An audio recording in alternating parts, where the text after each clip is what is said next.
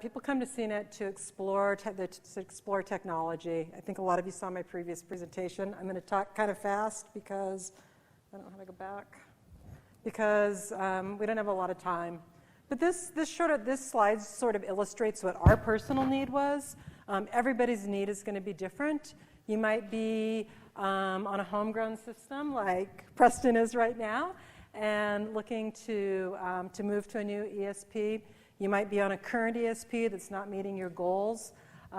We were on a homegrown system, and we needed to move to modern technology that met our goals and the strategy of our company. So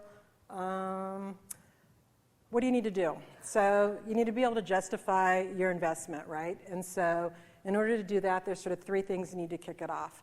You need to have alignment within the organization. You need to understand what your key metrics are, and you need to be able to define your goals and objectives.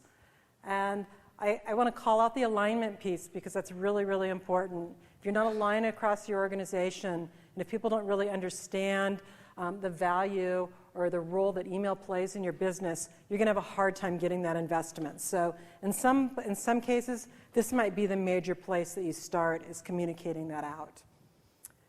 And so this is, and throughout my presentation, my numbers are all fake. I put them together, but they are realistic numbers. So this actually shows the current health of a business year over year. This might be something you might use to present to your executives on a regular basis.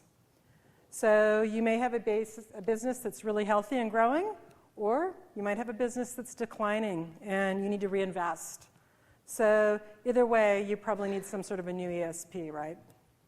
So what do you need to do? So you're going to build final requirements. You're going to do demos and interviews with the ESPs. And then you're going to do a final justification to the higher-ups in your organization because you're going to ask them for a bunch of money. So as you get ready to speak to your vendors, you're going to make a list of requirements, very detailed list of what is important to you and the rest of your organization. As Preston mentioned, you want to talk to qualified people. So talk to marketers and experts to identify what partners might be a good fit for your business. And then you're going to start to interview existing partners to ensure that there's a good fit. So you're going to start building your list of ESPs that you think might be a good fit for you. And then you're going to trim your list down to 3 to 5 potential partners. So once you do that, you're going to start having in-depth meetings with the partners. And one of the things that I really recommend is, in the beginning, we really experienced a lot of canned demos where they just go in and they just show the same thing over and over again. And really consider what your use cases are and ask them to prepare demos that solve your problems that are important to you in the ESP. Assume nothing. If somebody says they can do something because they can write to an API, a lot of people have those, right? An API many times is a smokescreen for your engineers have a lot of heavy lifting to do. So be sure and meet with your engineers early on and get them involved in the process. Talk about integration, how your engineering team is going to work with the ESP. And then there's the pricing model. So everybody's going to give you pricing, and everybody's pricing is going to look different because some people put value on cost to send, some of it's services. And so one of the things that we found was we wanted everyone to present the pricing to us in the same format. So go back to them and have them present it to you in the same format. You're the customer. And then consider the cultural fit. And I've talked to a lot of people here at the summit about this. This is one of the really important pieces.